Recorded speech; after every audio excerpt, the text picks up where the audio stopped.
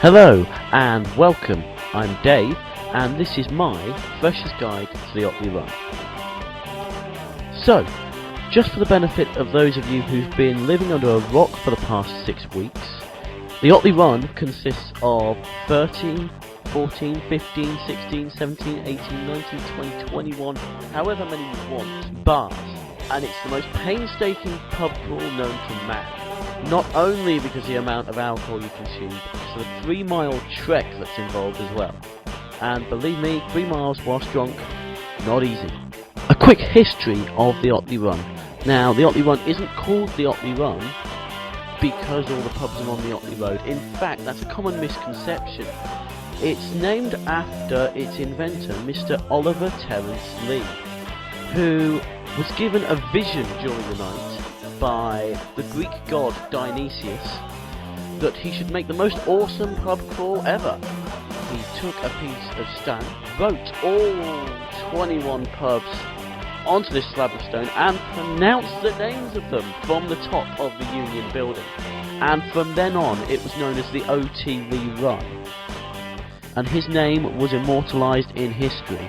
However, the Otley Run was shortly changed to Otley after it was realised that drunk people couldn't pronounce initials. Here are my top 10 tips for the ultimate Otley Run, or Otley Run, depending on how historically accurate you want to be. Tip 1. ID. Now I know this sounds boring, but hear me out. Remember your ID, please. Because Sod's Law states that you'll end up getting to about pub 8, the box, the Skyrack, Original Oak, and you'll get asked for it by some random bouncer. And whatever happens next will completely depend on whether you're drunk or sober. If you're drunk, what will happen is you'll probably end up arguing with the bouncer over your age, and some inappropriate comments will be thrown about, and it will pretty much result in you being punched in the face. The second scenario, you're sober, and you've got to go all the way back home to pick up your ID. Now, walking takes too long. By the time you've got back, they'll have hit pub 16, and you'll be like, what the hell just happened?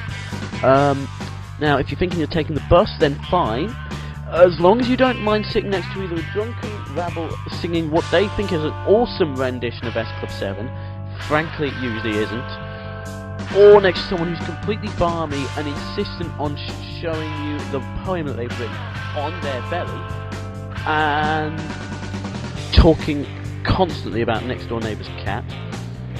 So yeah, remember your ID, otherwise either of these things could happen. Tip 2. Timing, pretty simple. Make sure you make enough time to get to the bars before they close. Otherwise, you're just going to end up banging on the window because you're so drunk. My third tip, costume. Now this is always recommended. Makes you look hilarious. Try it on before you go on the Otley Run, because an ill-fitting costume is always quite embarrassing. I mean, you've got intentionally ill-fitting, and then you've got so ill-fitting that it's cutting off the circulation to your nether regions. So yeah, try your costume on before you go. Moving swiftly on, tip 4, getting there. Now, no matter how you get to the start, you're always going to stick out like a sore thumb, especially if you're in costume. On a personal note, James Bond waiting at a bus stop can look hilarious, especially to the following: drunk people, anybody with a camera, sober people, bus drivers, people working in shops, lollipop ladies, darts players, and dogs. And a lot of scenarios that happen at bus stops can leave you looking as red as a sore thumb as well. Tip number 6. Poses. Now, if you're going to pose for the camera, make sure you do it right. If you're going to try and pout, make sure you're pouting, not whistling, or looking like you're going in for a kiss, because it makes you look wrong. For instance, in this picture, I look like a rapey paedophile. Tip 7. Dancing. This happens at every major pub crawl.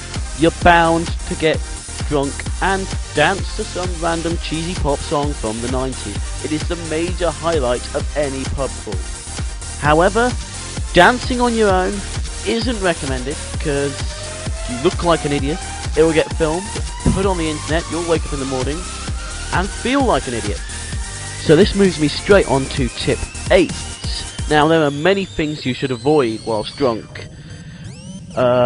Dogs, unwelcome approaches from women, in my case, and cameras.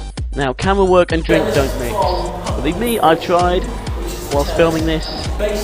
All you get is a load of body shots, fuzzy photos, and someone who steals your camera, takes them to loo, and takes a picture of their cock. Tip number 9, the day after. Now, this is a big one. Chances are you've probably done something the night before on an Otley Run that you will quite probably regret doing. Posing for the camera, doing a little dance that was really bad, stripping naked, possibly, although women, that's fine, or making a move on someone. Yeah. Now, if you do happen to have done any of these, avoid contact with anybody involved the next day, especially if it was an indecent proposal, like in my case. Now, some examples of indecent proposals are the following.